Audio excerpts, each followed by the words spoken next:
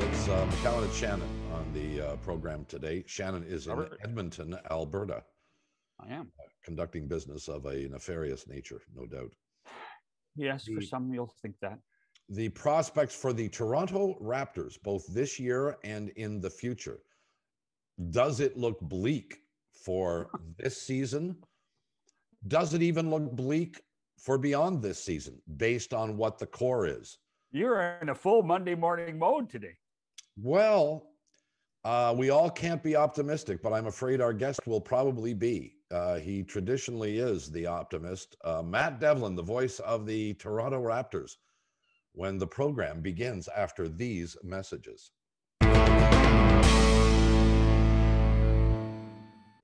Toronto Raptors lose yet another basketball game. That is, 13 out of 15 or something like that they've now lost. Matt Devlin, the voice of the Raptors, joins us to chat a little bit. Oh, hold on. You don't call him Matt Devlin anymore. You Just call him Matty B? Mr. 1000. Oh, Mr. 1000. Mr. 1000. Congratulations, Mr. 1000. Well, thank you very much. And I'm sure between you, John, and Bob, there's probably about 10,000 games in there for you two. So, but it was pretty cool. 1,000 regular season games, as both of you know, you show up and you do what you do, and you call games and do pregame shows and all the other postgame shows, and it's a lot of fun. And your points per game are what now? 0.0. Yeah, but your defense is good, though. Your defense is really good. Right? Well, he might have given up a few points in there. Yeah, well, look at as a coach used to say, Bobcat, Devlin, you got 5 fouls, use them all. Right before he cut me. I heard that speech too myself. Believe me. Well, since John brought it up at the beginning, and notably so, those are 1,000 regular season games. What's the one that sticks out? Wow, that's you can't use your playoff games. You see, man, that was the trick. Yeah, exactly. That's the trick. That's the trick. Correct. You can't use Kawhi's shot. Correct. Kawhi's shot. Obviously, there's so many different nights that stand out. You think about DeMar's nights, Terrence Ross, having a night where he scored 51. You have Fred VanVleet this season scoring 54. I think that it's, those sort of nights that stand out, right? It's what the NBA is about, those big performances, an individual performance, and then collectively you have the team being successful. But I think that those are certainly nights that stand out. And then also you go back and think about games against, the Raptors played against LeBron, games against Kobe Bryant, the star power that the NBA brings. Well, that Kobe had the night too. Yeah. I wasn't there for that one. Was Chuck. Kobe did. Yeah. But I will tell you that was a night. There's no doubt about it. You know what? It just occurred to me. I don't know whether you guys agree with this or not. Maybe I'm forgetting something. I'm trying to think of a big regular season game that the Raptors have played. Like, when it comes down to 80, 81, 82, a must win to get into the playoffs or do something. This team really hasn't had many of those, if any. Can you think of one? Well, I think back to at the start of this unbelievable run, they're the only team in the East and the only team outside of Houston that has had a run of 7 consecutive seasons, right, where they've advanced to the postseason. So I think you go back to, that year one of against Brooklyn in that first round series, but Dwayne Casey, right, urging his team to get in. And then I do recall many situations late in the year now, right, where there's a little bit of jockeying going on, but Dwayne Casey always felt, win it and let the basketball gods kind of, let everything kind of fall where it is. I think that those were certainly important. I go back to Norman Powell's rookie season where the Raptors were second in the Eastern Conference, won 56 games. I mean, there was definitely some big moments. And I'll never forget, this is years ago, Raptors won 48 games. And then they got to 49, and they were resting some players getting ready for the playoffs. And I spoke to Hall of Famer QB Brown, and he's like, 50's big. 50's big. To get to 50 wins in a regular season is big. And, sometimes you want that, right? You want that stamp on the regular season. So I think that they're definitely, for the first time ever winning 50 games. I think that there are those nights that do stand out, but they get lost, fortunately, in these unbelievable moments that we've all shared in the postseason. Sure. And that's what you remember. Willis Reed, right?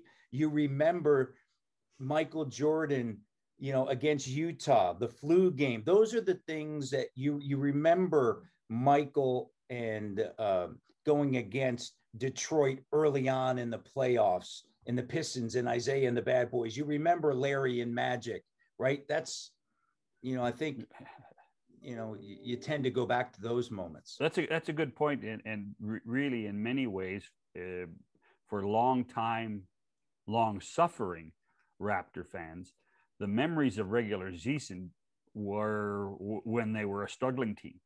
The nights at the Sky Dome where they beat Chicago, and there was 36,000 people in the building. Yeah. I think a lot of us were there the night Vince scored 50 for the first time. Yeah. Quite frankly, a lot of the Vince time where they weren't as good a team as they are now, that the regular season and big teams coming to town for the first, second, or third time, that's when you remember those regular season games in November or February. Yeah. Well, you use the phrase "as good a team as they are now," which leads me into, I think, the generic topic of this conversation, and that is trade deadline now passed. How good is this Raptor team? And I don't mean right now. Yeah. What I'm thinking of is maybe they make the playoffs. It doesn't look that great, but it's possible, obviously. But this is not a championship team. This is not even a championship contending team. And the bar, Matt, you would acknowledge, has moved significantly from those 48, 49 through 50 plus, 56, 60 win seasons. There's now an expectation of something more than that. Where is this team now? How close are they to returning to the upper echelon of the NBA? Well, that is something that is going to be played out over the course of this summer and then next season, I believe. Because you look at this season, I think we could all agree there's a lot of excuses. It's a no excuse organization. We've talked about that in the past, but there's a lot going on. And everybody that follows the Raptors understand that. And then they go, well, that's an excuse. That's an excuse. And it is. But it's also reality. And I think that what the trade deadline really told us was, number one, the Raptors did not want to pay Norman Powell this summer the amount of money that that Norm is projected to get, which would be potentially in the neighborhood of 20 a year. And they already have it invested in Fred, OG, and Pascal. And so what are you able to accomplish with that? You get back two players, one of which is a starter in Gary Trent Jr. One is a veteran who's had injuries, Rodney Hood. By the way, I like those additions given the situation. This team needs more depth. It's the first time that the three of us can sit here and talk about a Raptors team that doesn't have depth. And I think that has been, one of the glaring things that have stood out this year. And so for them to get two players for one, I think is significant. I like Gary Trent Jr. I know he hasn't played well yet for the Toronto Raptors. However, I believe that he does, have something to give the Raptors. He's also a player that more than likely qualifying offer this summer. You get him for 2.1. That works well within the concept of what you're trying to do. And Rodney Hood has a partial guarantee for next season. I like that as well. A couple of different things when you look at the construction here of the roster. We know that they need a 5, and then also the Raptors #1 in the NBA in getting shots blocked. And so that speaks to some length right? And they added that with both of these players, specifically on the wings. So, technically speaking, I like that. Now, Kyle not getting moved, I think that that's okay. I think at the end of the day, your Masai and Bobby, this is somebody that's extremely valuable to the organization. And I look at what Miami did, and with all due respect, are you trying to win now? You went to the Eastern Conference Finals and the NBA Finals last year. I'm going to tell you, Kyle Lowry is going to do more for your organization than Victor Oladipo. Mm-hmm. And they may be the team that looks back after this. They've lost 6 in a row now. They may be the organization that looks back on, man, maybe right now they could get him this summer, could be a sign and trade, could involve a trade exemption, all sorts of other different things. So to me, after the trade deadline, this team clearly, you now say, must make a push for their 8th consecutive postseason. And despite how they're playing, never underestimate how everybody else around them is playing, which tells you that here they are still in the conversation after having lost 13 of 15 games. All right. But sorry, John, but what we also have to acknowledge is this year, you've got a couple of extra teams that are going to make it to the postseason. Yeah, revised playoff format. Right. You have the play. Yeah. You have the 7, 8, 9, 10 playoff. And I think, and I said this on Friday night, I think this is really for the Raptors. Your goal has got to get in the top 6 and then try to avoid Brooklyn, be healthy. I do believe that the Raptors come playoff time they have a playoff rotation. In the regular season, as we know, you need more than a playoff rotation, right? You need 10. You need bodies. Second night of a back-to-back, all those sort of different things but they do have a playoff rotation. There's still a need at the 5. We know, obviously, the thought process coming into this season, cleaning a ton of cap space up, trying to make a push and play this summer. So that was the number one objective. They've kept the number one objective in place. There's no question about it. They will have room this summer. And then can you still manufacture enough wins where you can maybe get into that top 6, avoid the play-in?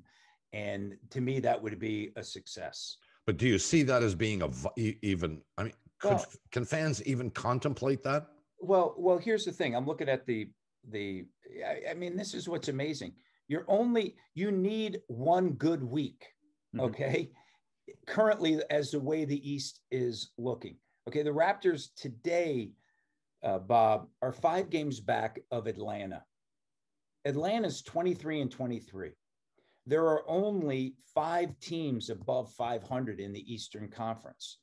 Again, so as bad as it looks, right? You're 10 games under 500. I'm not saying this looks, the reality of it is it's one of those years. And there were, the NBA is playing in the middle of a pandemic, right? And there's way more games coming at you than the NFL, right? So you're going to have this, the ups and downs of that. And then you're going to have the factor of Tampa. And I think that those two things, the pandemic and Tampa do play into this. But is there a window of opportunity? For sure. Tonight you play Detroit. Okay, can you start now? You have Oklahoma City. They're in the middle of a rebuild on Wednesday. Take advantage. I used to always say, when you would see a team start making a move upwards, right? You have a winning record against sub 500 teams, and then, whatever would happen against the plus 500. Then as you got a little bit better, winning record against plus 500, holding your own against 500. When you are elite, you are taking care of business, walking in the gym, and you are pounding the sub 500s. You might lose 2 or 3 during the course of a year, and then you have a winning record against the plus 500s. Well, over the course of the last 3 seasons, last 2 specifically, they've been dominant in both of those categories, right? And so now win the games you're supposed to win, because they've been losing those games. Right. Yes, they have. Okay, win the games you're supposed to win, and things will start to come back around. Yeah, Matt, you talked about the Tampa factor. How big is it?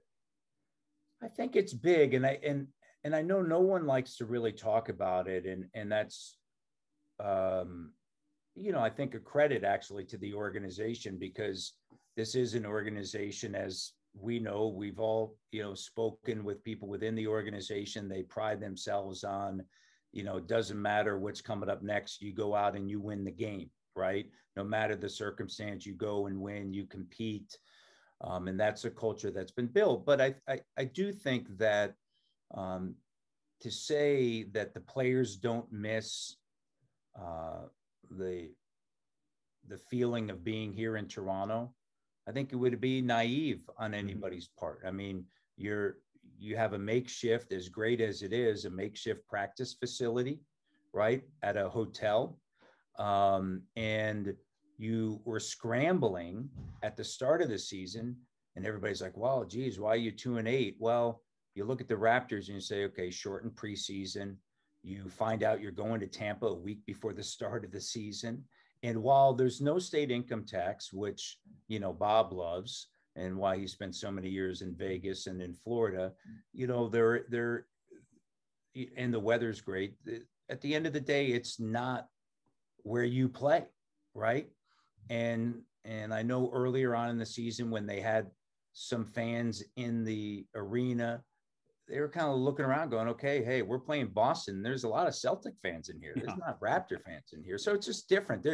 Nick Nurse told me, he goes, Matt, we have 72 road games this year. I think that sums it up. Oh, look, there's something to be said for that. And I would never dispute the impact, because I can't even assimilate what it would be like. And we have no historic reference really for this of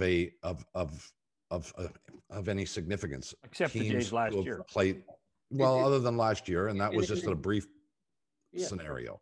And here's what we all as sports fans will see, right? The Jays this summer, and then the winner of the North Division, more than likely, I don't know, but more than likely is going to have to go south of the border, right, and play and set up shop during the playoffs in the United States. You're talking hockey now. Yeah.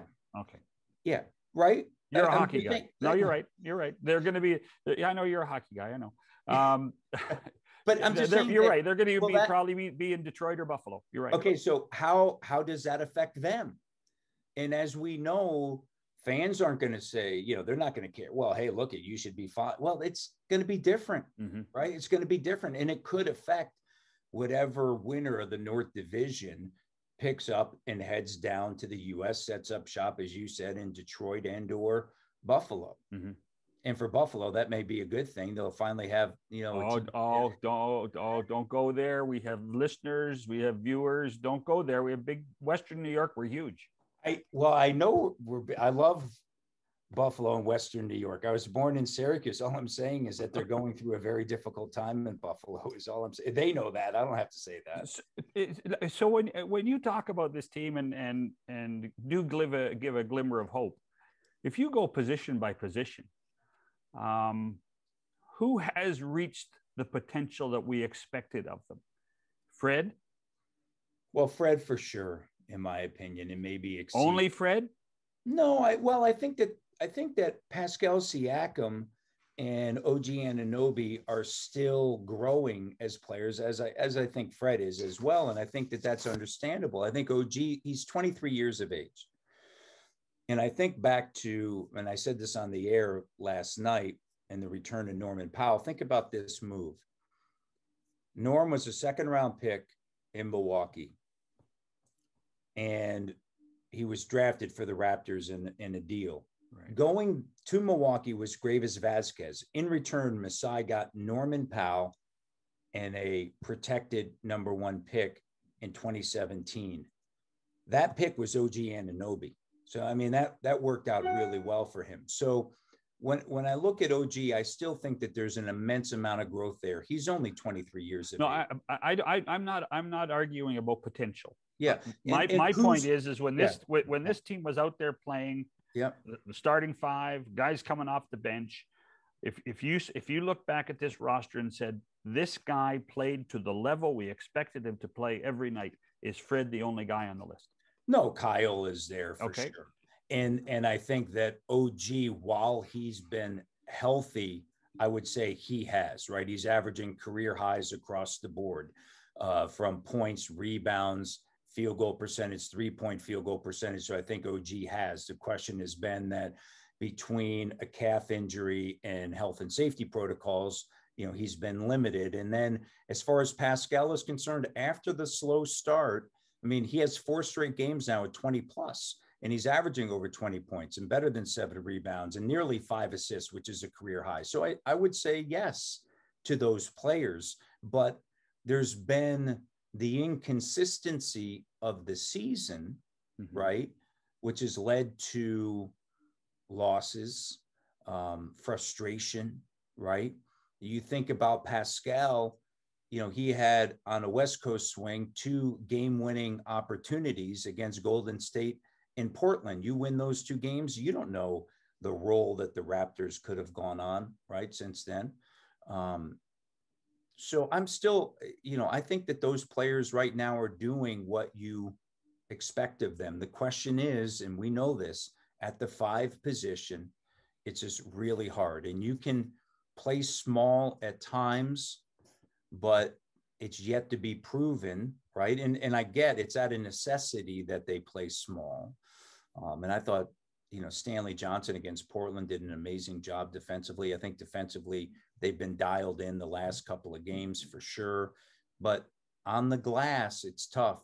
Aaron Baines, 15 minutes, no rebounds. That's tough, right? And Boucher, who had a double-double, and I am so happy for him because he is just an unbelievable story and somebody that you admire just, what he has done to get to this point in his career. But his success a lot of the time will come when he's not at the 5, at the 4, and then also will be based on matchups. And that's just, strength. We have to take the break. We'll come back with more. Matt Devlin is with us, back after these messages.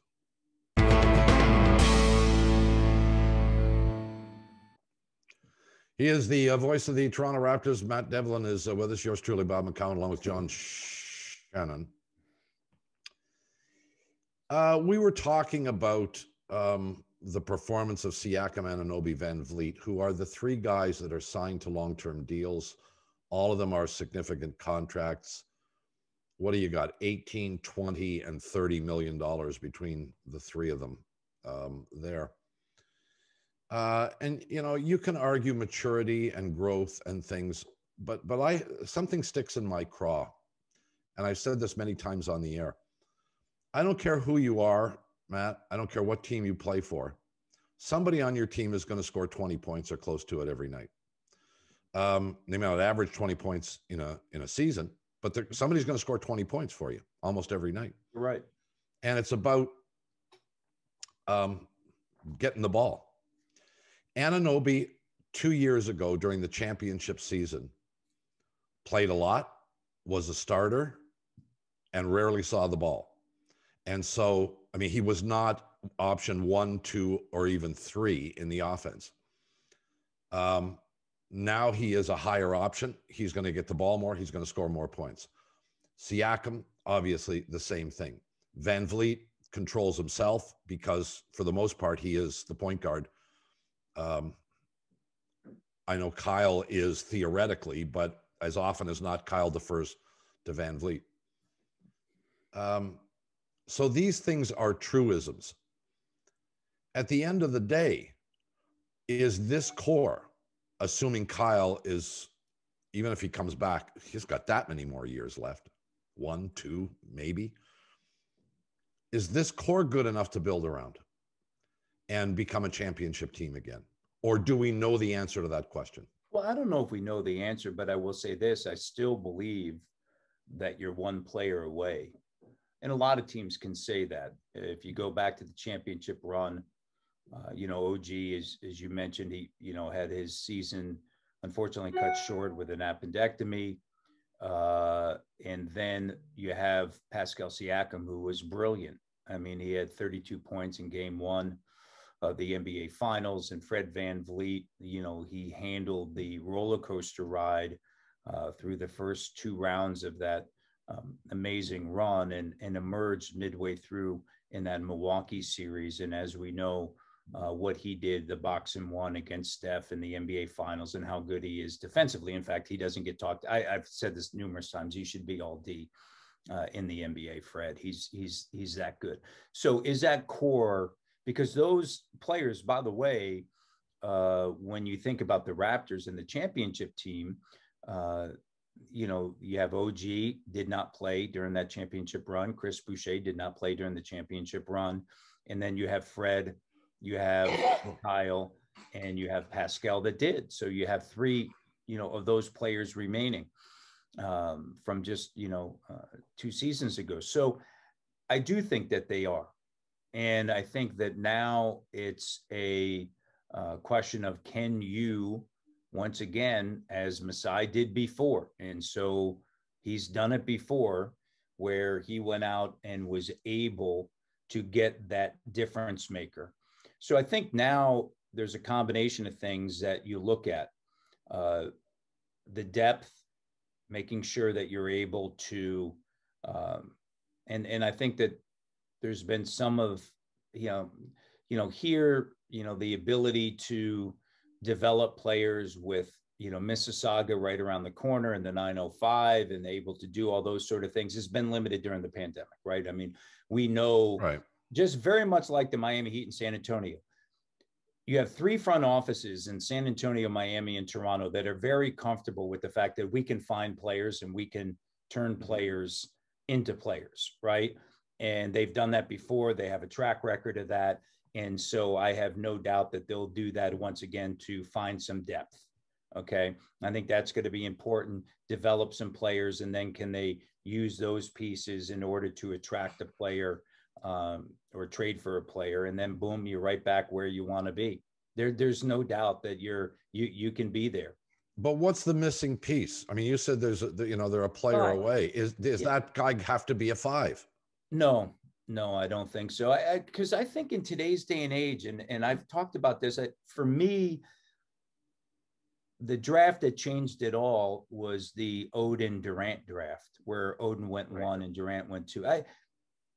I really believe in today's day and age, and I Raptors played Phoenix the other night, and DeAndre Ayton's a heck of a player. I mean, he's a double every single night, but they play slow. They're 26 in the NBA in pace, and they kind of have to with him, right? He's the number 1 overall pick. But I go back and I look at Luka Doncic, and I think to myself, can you imagine Chris Paul, Devin Booker, and Luka Doncic? I mean, it would be. So for me, and again, I'm just a broadcaster, looking at different things. I think in today's day and age in the NBA, it's that 6'7", 6'8", 6'9" wing handles, you're positionless, very much like a Kawhi was, right? And Pascal has that skill set. OG's working on it. Pascal's handles are way better. But those sort of players, I believe, look at LeBron, right? Look at Kobe. I mean, those sort of, to me, in today's day and age, in today's basketball, I'm not talking about 10 years ago or 15 or 20 years ago, are the difference. What you need at the 5 is a rim protector and somebody that can get the basketball. If they can stretch the floor, that is a bonus, right? And because it obviously creates lanes for you to drive and create space for you to operate your offense. So I don't think that you need a quote unquote difference maker in the middle. I think you need somebody that can set screens and roll, finish at the rim, get a rebound, and block some shots. And every now and again, keep a defense honest with spacing the floor. With what's gone on with well, let's face it, the 3-point game. It's changed everything. Yeah. And I mean, I'm not sure what a traditional 5 is anymore. It's good. Yeah. I mean, well, look you're right. I do think that, it's a great point. That's why you have to be versatile at that position, right? Yeah. Well, let me throw another thing at you. Yeah. Here, it's hypothetical. How much better is this team this year, right now, if the Raptors re-sign Ibaka? Oh, they'd be significantly. Yeah. Yeah. Because he can score, he can rebound, he can block shots. Yeah. Yeah. And he doesn't slow you down. No. In terms of your offense. Right. And he's a damn good cook. Yes, he is. If you enjoy that cuisine. But I think that I think if you go back to that time, as we know, right, those decisions were made based upon what the expectation was to do this summer, right? Sure. And I think that there's another thing too, and this is just, it's hindsight. If you had known at that time that you were going to be in Florida, the reality of it is that instead of a 2-year deal that he signed for in California, where, the taxes are the same as here, mm-hmm. you could have, signed in Florida. As the same thing with Steven Stamkos, right? Your take-home pay. It's like Chris Bosh being there. It's like LeBron James being there and Dwayne Wade. They all quote unquote took less, but their take-home was significantly greater. Yeah. Yeah. So, that all could happen. But at the time, you don't know all those things, right? I mean, at that time, you have no idea. And what you do have an idea of where you want to be the summer of 2021. You also didn't know that you weren't getting Giannis. Yeah. I mean, let's face it. I think that's a bigger key, because I think they did have a pretty good idea they were going to be in Florida, and what the tax implications. But they weren't good. But when that signing occurred, that quite frankly, that changed the whole landscape of the Eastern Conference. Yeah, it really did. But hey, that's the magic of the NBA, man. Totally.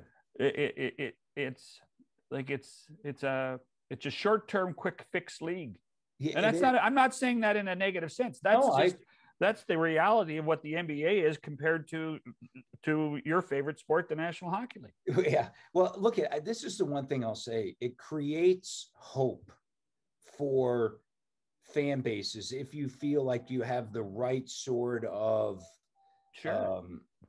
management, right? If you feel like you have the right sort of management in place, you can turn this around in a heartbeat. And that is certainly important, right? And there are some organizations that it's just taken them a long time to get there. I think in the end, and this is just me, I think in the end, the question will be, and this is the subjective part of it. I don't think there's any question about Van Vliet. But I think the other two guys, that they have tried, they are suggesting they're building the core around, mm-hmm. in Siakam and Anunoby, are they good enough? That is going, in the end, with the money that they've committed to them, that is going to be the question. And as we also know, the salary cap is going to go up, right? And in 2 or 3 years from now, their deals may look a heck of a lot better than anybody thinks that they are today. But in the end, it's what they do on the court. Right. In the end, it's what they do on the court. Right. At the end, and we already know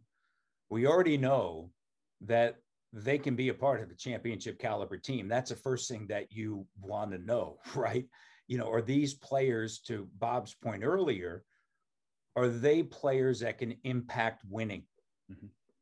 And those 3 players, and obviously we're excluding right now Kyle, because we know how he's the greatest Raptor of all time. He impacts winning, but we know that those 3 players can impact winning. And so that's, extremely important as you now project out and, you go back, who are you afraid of in the East is really the question. And the question gets answered really fast. There's one team. Philly. Okay. No, Brooklyn. Oh, okay. You're not afraid of Philly? No. Not with the Raptors. I'm not. I don't think you're scared of Milwaukee, Philadelphia. I just, well, you've beaten Philly, you've beaten Milwaukee. yeah. You haven't beaten Brooklyn me, because Brooklyn's new. Yeah, I mean, look at you beat Brooklyn on a Friday night, but certainly the Knicks, Charlotte, Atlanta, Boston, Miami, Indiana, Chicago, Cleveland, Washington, Orlando, Detroit. When you look around, you're like, okay, everybody's feeling that way, by the way. I don't think there's anybody looking at the East right now from any organization that isn't saying, okay. But the frustration, I think, is that you look at Atlanta and the Knicks and wonder why they're ahead of you in the standings. You do. Well, and I think that is answered by the two things that we talked about before. Well, three. COVID. And I think COVID's a big piece of it, in Tampa. And then I think the lack of five, right? And so I think that's part of it. But I would take the first two, has the bigger, because as we know, just when this happened with the health and safety protocols, the Raptors are just starting to play really good basketball, and Pascal was coming around. So that's just the unfortunate part of it. And that's part of this season. And we all know that, right? We all know as we look around that's, something that, and there's teams that have dealt with it, right? Miami's dealt with it. Atlanta, I mean, there's a lot of teams that have dealt with this. And so, can you, kind of move on from it and regain, that to me is going to be an issue. And couple of minutes to go here. And I want to address something. I consider Masai Ujiri, we are friendly. We are not friends. We don't socialize, or I have not. But he has gone completely dark in the last, 6-8 months, not returning calls and messages. And I understand he has done a lot of that with a lot of people. And I do understand, too, the potential reasons why. I don't take it personally by any stretch of the imagination. Do you, though, have any sense of what is going on with him and why he does not have an announced contract renewal? Well, that's kind of news to me. I didn't know that with respect to. He's obviously taking Matt's calls, Bob. Well, that's fair. And I mean, that's why I'm asking Matt. Yeah. And obviously he's met with the media and he's talked about it. And it's just something that he said that he will address at the end of the year. And I'm sure he has his reasons. And I think anything above that answer is just conjecture, right? It's something that he said, hey, I want to look at it at the end of the year. I think all of us have been in those situations before contractually, where you say, hey, this is something that I want to look at the end of the year. And please, please accept, my, place and just, personal sort of feelings that, hey, it would be nice to get through this season and then, have an opportunity to think about that. The one thing you have to say about Masai is, darn well he has a plan for this team, and darn well he has a plan for himself, and he will execute it when he wants to. Yeah, I think, if you look at how he has operated in the past, I never, like, all these rumors and all these things that come out, I'd never buy any of it. Because there are no leaks with Masai. There are no leaks, right? Like, you think back to even his time in Denver trading Carmelo Anthony, what he was able to pull off there. The Kawhi Leonard, who knew about Kawhi Leonard, right? It just boom, right? Now, it's easier to speculate on the Norman Powell and Kyle because obviously they're contractual situations. But anyway, the point of that is to say that, I think you understand and accept that, for him, he wants to get through this season before, and that's totally. It's all fair. It's all fair. I mean, look at fair, but it doesn't mean we're not interested, Matty D. Correct. But give him credit. Give him credit, guys. Give him credit. Quick, John. As an observer, I have never seen a guy massage the media better, inform certain people in the media better, get his message across better. than Masai has in his time with the Raptors. He's done a marvelous job on that level everywhere. Yeah, I think he's next level when you think about somebody from a management standpoint. I'm with you. He said it. He goes, "We will win," and he spoke it right into he's like, "We will win," and then he makes the moves and he's somebody that when you sit at the table, he's going to make that decision. Yeah. To me, he's next level when it comes to if you're 30 NBA teams, what president would you choose over Masai? I can't think of one, which is why I asked the question and why I think everybody's kind of sitting on pins and needles here.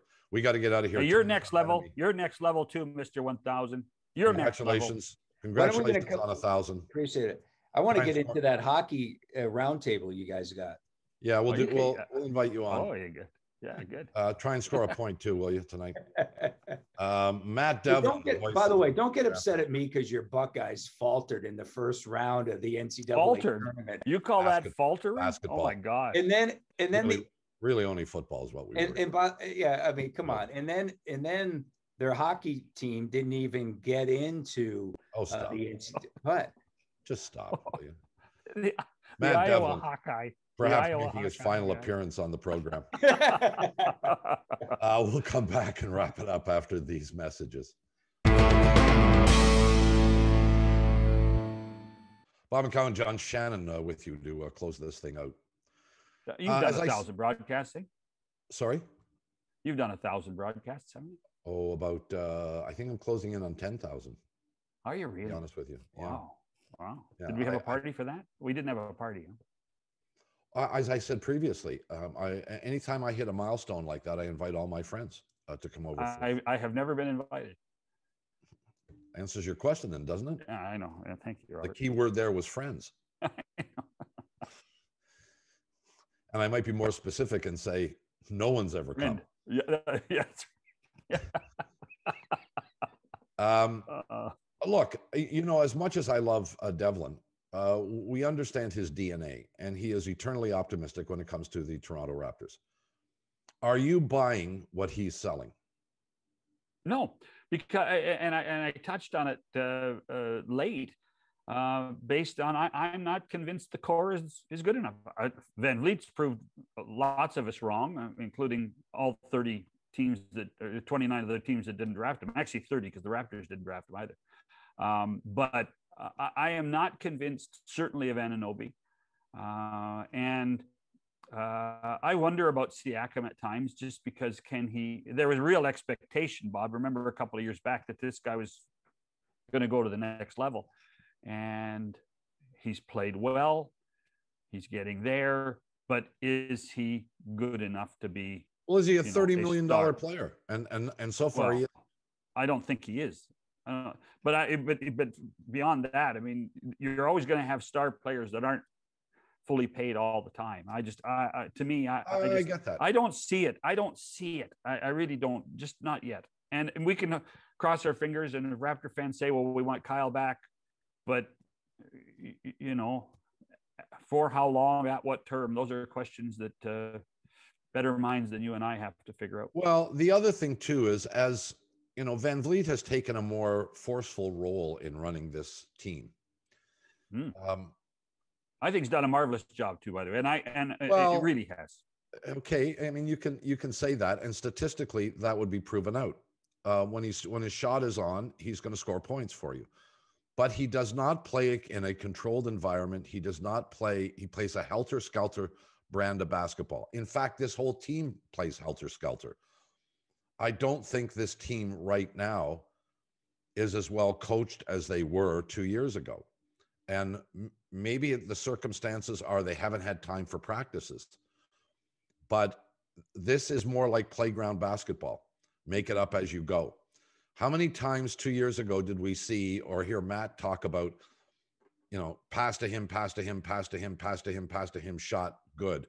Every guy on the floor touched the ball. The ball moved around with some level of not just consistency, but deliberation. And it isn't happening this year. The ball gets into somebody's hands and it becomes stagnant and everybody else just moves away. And rebounding is an issue that this team is going to have to address at some point. They are trying. The last 3 games, they have tried to get rebounds where they didn't for the first 30, but they still aren't good enough at it. Yeah, but 30 seconds. But you know that this, in many ways, this is the ultimate team sport. You can, because what we've seen from this club is with no Gasol, with no Ibaka, it's, Kawhi's a distant memory. The supporting staff that are now starters just aren't good enough. They're just not good enough. And you said it right there. Right now, this team isn't good enough. The question is, can they get good enough using the nucleus that they have? We got to get out of here. Shannon, talk to you again tomorrow. Yes, sir. For John Shannon, Bob McCown, we'll see you next time. Goodbye, everybody.